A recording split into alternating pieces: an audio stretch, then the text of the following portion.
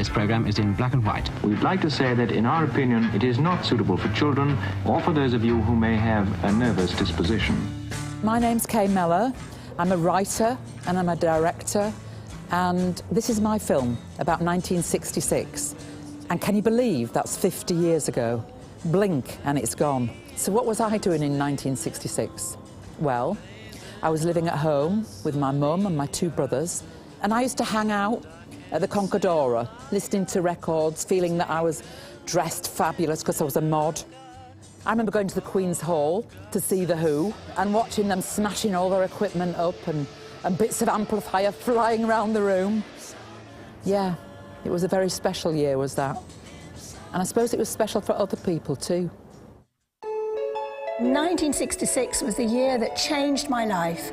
A new country, a new life, and a fresh beginning. In 1966, we were focused, we were determined, and we wanted to be stars. Miniskirts, Jimi Hendrix, rock and roll, and of course, rebellion with a capital R. 1966 for me was all about winning the World Cup, the Beatles, music, and going on a package holiday to Rimini. Excitement, fashion, music, and enjoying myself. 1966 was the year I began to learn the things that stood me in good stead for the rest of my life. I was so pleased to be part of that era. So let's go back, way back in time, and celebrate the spirit of 66 with the people who were there.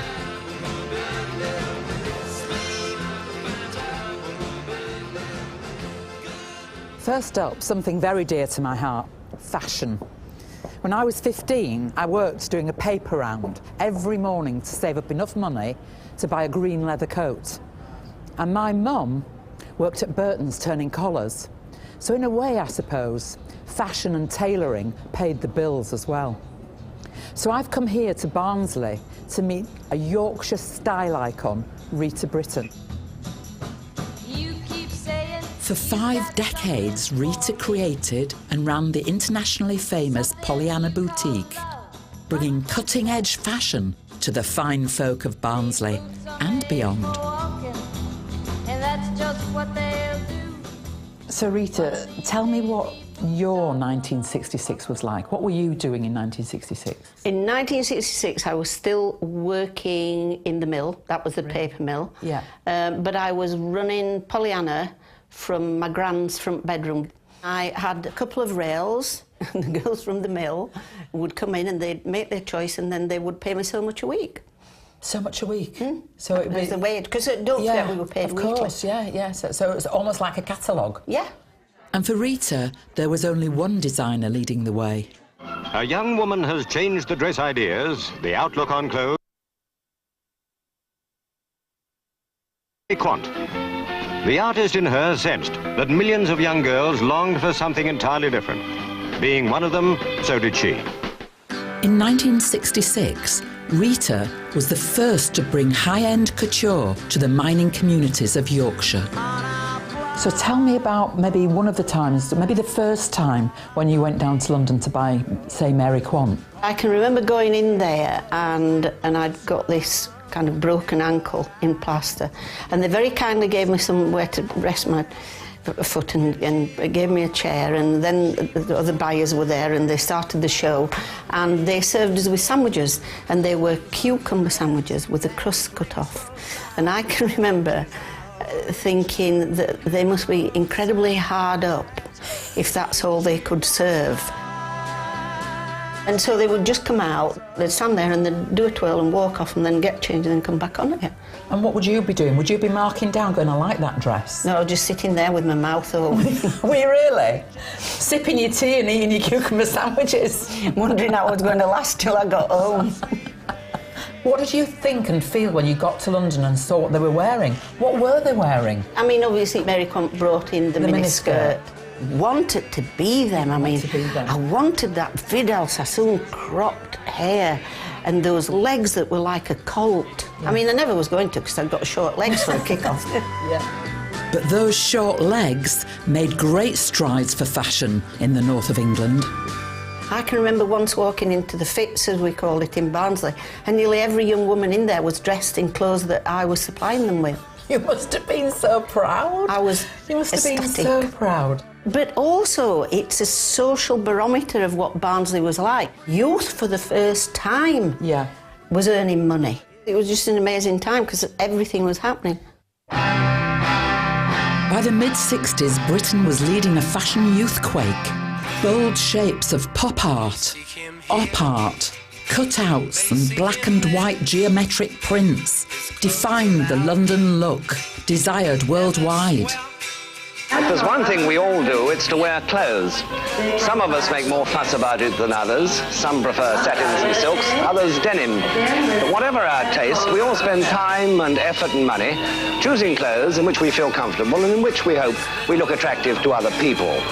From miniskirts to crocheted dresses, all of us girls wanted to embrace the latest trends. But the majority of us couldn't afford Mary Quant for our Saturday nights out. In 1966, most of us were making our own clothes. I've come to the Yorkshire Fashion Archive to see some fabulous vintage frocks and meet the fabulous vintage women who made them.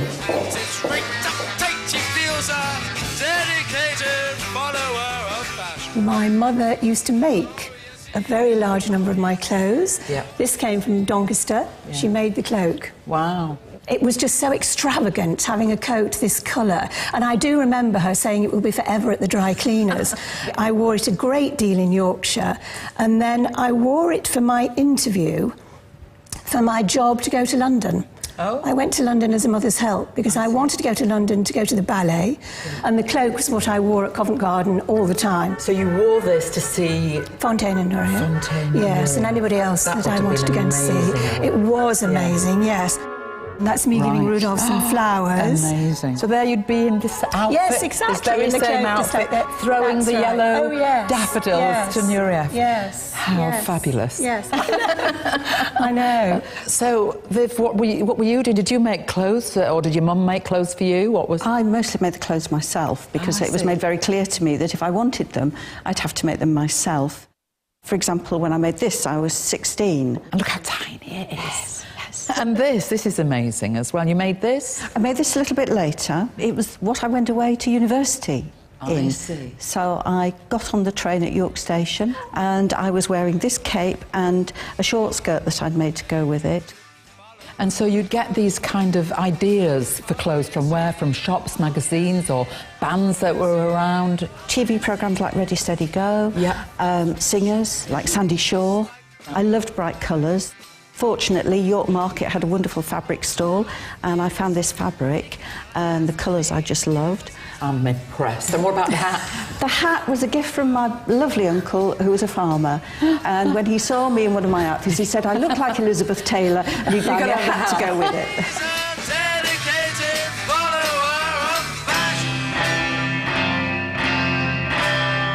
1966 wasn't just the start of a fashion revolution. A rock revolution was happening in the most unexpected of places. Even the ancient city of Lincoln was rocking to the latest beats. On Bank Holiday Monday, May the 30th, Lincoln City Football Ground held the most ambitious pop show ever staged outside of London. Well, here we are, Craig. 50 years later, eh? The Lincoln Pop Festival had hit town, and amongst the big names playing that day were local band The Dimples. Craig Austin and Stuart Smith think they remember the day. This is the Lincolnshire Chronicle Pop Festival programme. On the front page we've got Dave D, Dozy, Beaky, Mick and Titch. Britain's finest rave group. Moving on. Small Faces. Now then, Stuart. Yeah, a big influence, fashion-wise. Hipster trousers, check jackets. Look at that smell, Kenny Jones's. Kinks. Yep, good band. Yeah. Right, The Who, they were the headline band of the day and they were brilliant.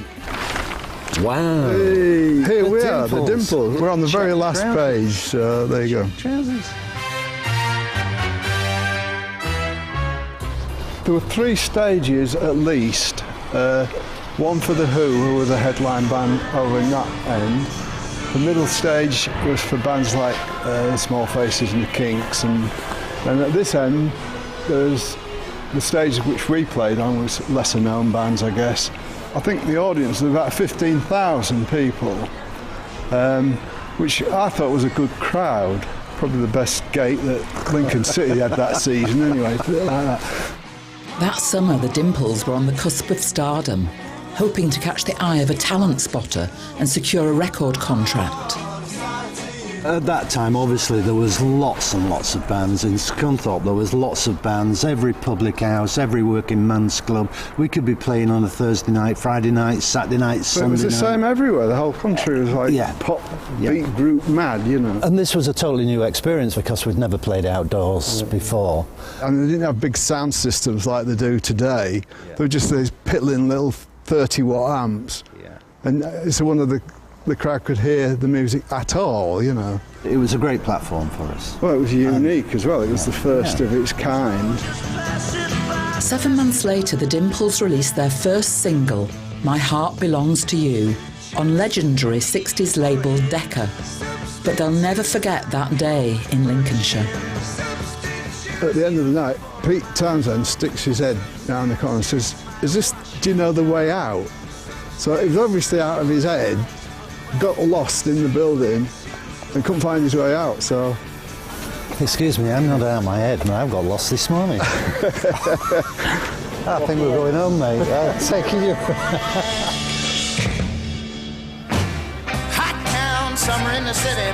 In 1966, bands were touring the North non-stop.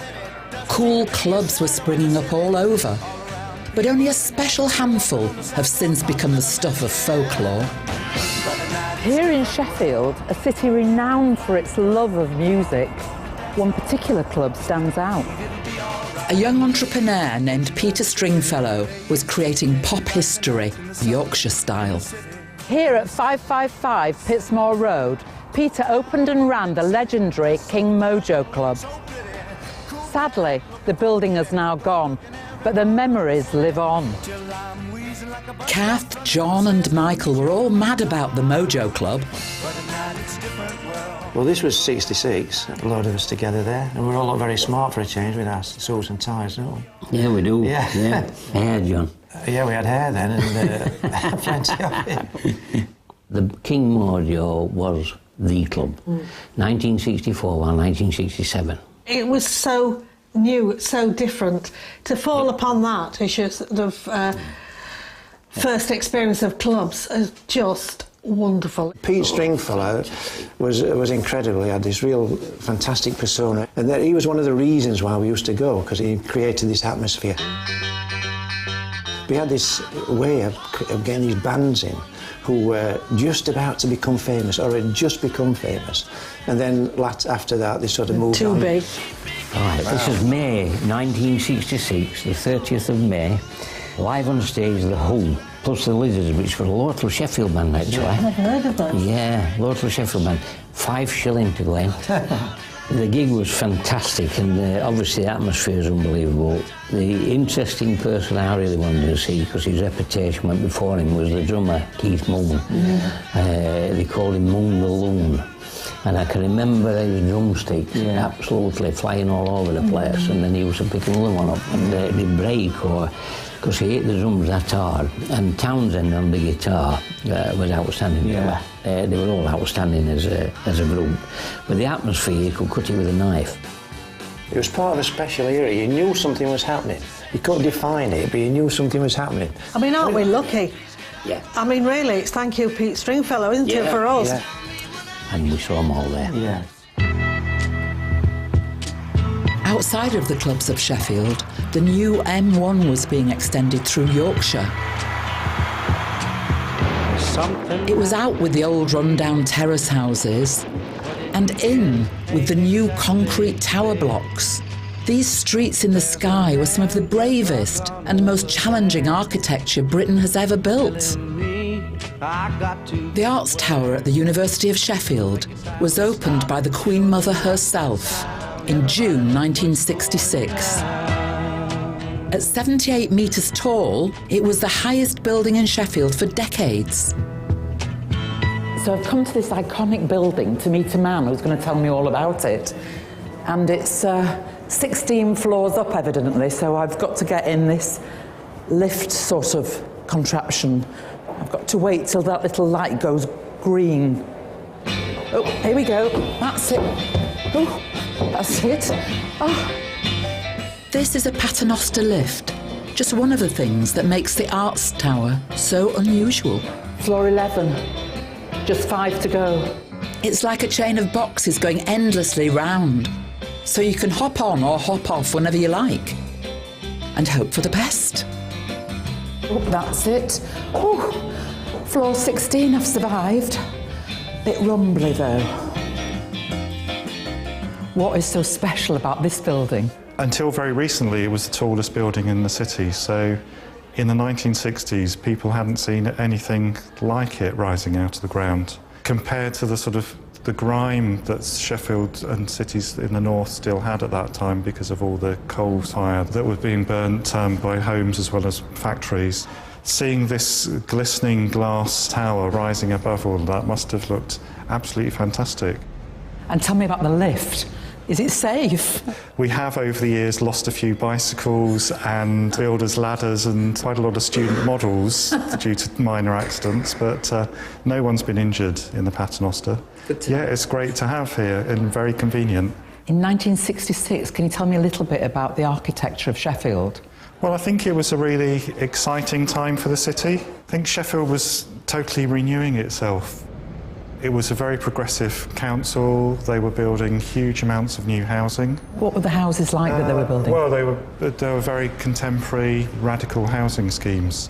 And the whole of the city centre was under development. I think it was a very optimistic time. It's like being in heaven up here. Hanover House at Broomhall went up that same year. At 16 floors and 43 metres high, it was just half the size of the Arts Tower, but it provided the modern homes that people required urgently. We were being told that this was the way forward for social housing. One thing I like best about the kitchen is the sink unit. And then you've got the cooker, which is electric. And then this is the bathroom. It's got a nice heated rail. I remember when my husband's nana got offered a flat like this, one of the high-rise skyscrapers. She moved out of her little back-to-back house, and we were all really excited for her because she got an inside loo, fitted kitchen, she didn't have to bring the coal up from the cellar anymore. But unfortunately, that euphoria was short-lived because she missed all the neighbours and her community, and actually it wasn't such a great thing after all. But adapting to life in a high-rise was nothing compared to the experience of some families. In 1966, when we came here, all we knew was that we were going to a place called England. And it was referred in the Punjabi language as Vilayat. Vilayat really means it's a paradise. Mohammed Taj was just 14 when his family uprooted themselves to move thousands of miles from Kashmir to Bradford. We got here on the 18th of December, just a few days before Christmas. We landed at Heathrow, and after the interviews with immigration, we got into the car, and of course it was pitch dark, and we got into Bradford at about 2 o'clock in the morning. So we didn't really see much until we woke up the next day. And when you went out in the streets, you could smell the coal and the dark buildings. But it was lovely. It was cobbled streets, it was wonderful. By 1966, the migration of Pakistanis to Britain had grown to 119,000 people. These migrants filled a gap, mostly in the unskilled jobs in Yorkshire and Lancashire textile mills. Pakistanis come to Bradford to do the jobs and live in the houses English people no longer want. That's why the people usually coming, because they can't get job in that country. And they get better job and better, money in this country. That's why they are coming. Hanover Square was once fashionable, but it has been taken over by immigrants. Some houses in Bradford cost as little as £200. That's not true. My dad got one for £150. The film itself has brought lots of memories, the backdoor buses, and then there's the Taj Mahal, the Kashmir restaurant. When I was a student at Bradford College, when I was learning English, we used to go there regularly. When I came here, I couldn't speak a word of English. We just left our village, and that was the first time, never mind going to a major city in Kashmir or Pakistan. In fact, coming to a brand new country altogether. And of course, our parents, my father and my mother, they all had aspirations for us. They felt that by going to England, we would be able to get the education for our children, and there would be prospects for jobs for them in the future. The intention was clear, people were going to go back. But you can see it now that I've been here now 50 years this year. My father used to say, home is where your grandchildren are, your children are. So Bradford for me is my home now. Of course, back in '66, we were all living under the shadow of the Cold War. And few felt that chill more keenly than a small group of people on top of a North Yorkshire moor. Here's evidence we really are moving into the space age. But we're not driving to a lunar outpost. Those weird domes, capped like snowy plum puddings, are the eyes and ears of the West's defence. It's not the moon, but a remote Yorkshire moor we're visiting. An out-of-the-way spot, summer or winter. We've come to RAF Fylingdales, where even the CO, Group Captain Wright, has to go through an identity check before he can start his day's work.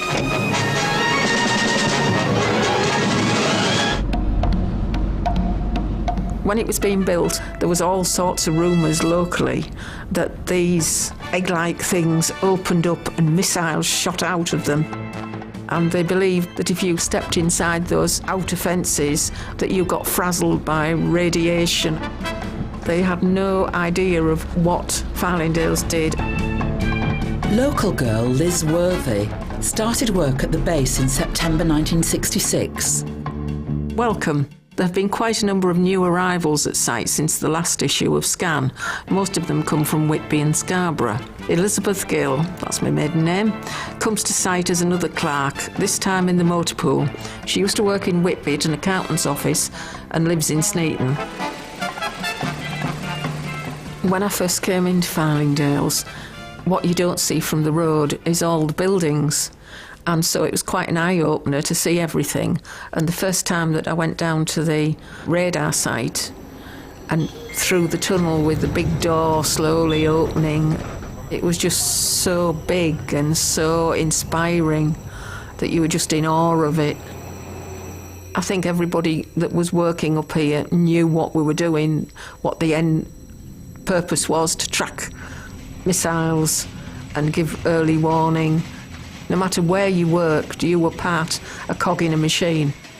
Colonel Gilbert Hunt of the U.S. Air Force is commander of the American detachment at Fylingdales. If this site were attacked, this would be the best early warning we could get back in North America that something was amiss, and it would immediately alert our retaliatory forces. We had to sign the Secrets Act, and we weren't allowed to talk about it at all. So you just did not talk about where you worked. But it's only through a bizarre twist of fate that Liz got her job. What happened was there was somebody else who has exactly the same name as me, had applied, and they sent me her forms. So I filled them in and came for an interview and got a job up here. So I think it was just fate. It'll be 50 years come the end of July that I've been working here. I will actually, when I do pack in work, it'll be nice not to have to get up so early in the morning, but I will miss it. I will really miss it and the people. Of course, we can't talk about 1966 without mentioning the World Cup.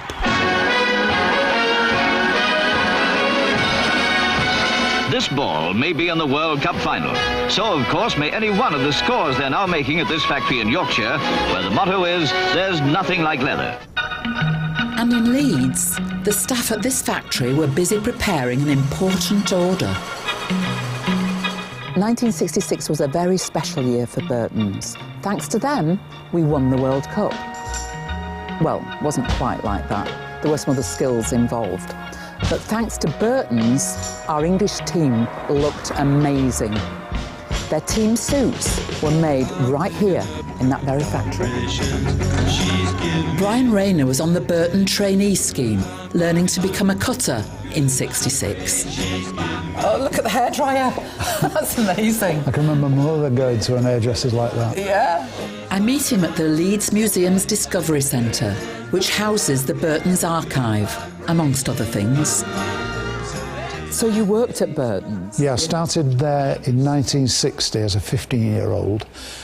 So I was a fairly big lad at my little school, and walked into this factory where there was 10,000 people. It was quite a shock, really, but a fantastic training ground, because I was taught cutting, I was taught machining, I was taught pressing, I was taught designing. My wage was £3.15. The girls could immediately earn what was called piecework. How many garments they made was how much they got paid. So they were earning £12 an hour, we were earning less than £4 an hour. But guess who had to pay to take them to the pictures on a Saturday night? The guys had to pay. Really? Yeah. God, it's a reversal that's happening now, isn't it? They had it right then, you see. This is a rather splendid photograph. I can actually remember that day. That was in 1966. That's the Snowdon visit. He actually visited with his wife, Princess Margaret. I remember as they came through the cutting room, I can remember now where I stood, and I can remember seeing him, and then they walked past me into the factory, and you could just hear the girls go wild. He had film-style looks. Yes, he's a Beckham of his time, isn't it? Look at all these men, all suited. All suited, all of them, all of them. Isn't that if you went amazing? to a football match in those days, 6,000 people, they would all have been, nearly all of them would have been suited. And Brian's keen to show me some authentic '66 tailoring. Right, so that looks quite a sharp suit to me. Because they made so many suits in those days, each suit had to be identified. And here we are. This is telling me exactly, it's a 38 chest. Yeah. And it is the 20th of the 7th, 1966.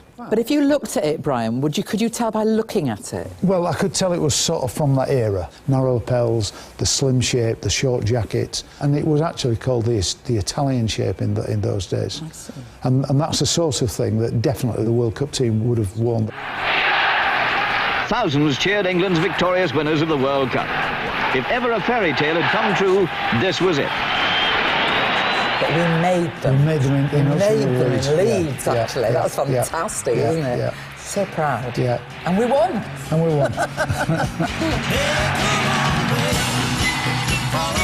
It's been such a pleasure to hear everyone's unique recollections of what was, well, for us, a very good year. I've loved reliving the clothes, hearing the music all over again, learning of how people's lives were changing and even totally transforming in '66. But what about me? How would I sum up this iconic year? My 1966 could be the Rolling Stones, could be fashion, but in actual fact, it was falling in love for the first time. This is my husband Anthony, who I met in 1966. They say we're young and we don't know, won't find out till we grow. Well, I don't know if all that's true, 'cause you got me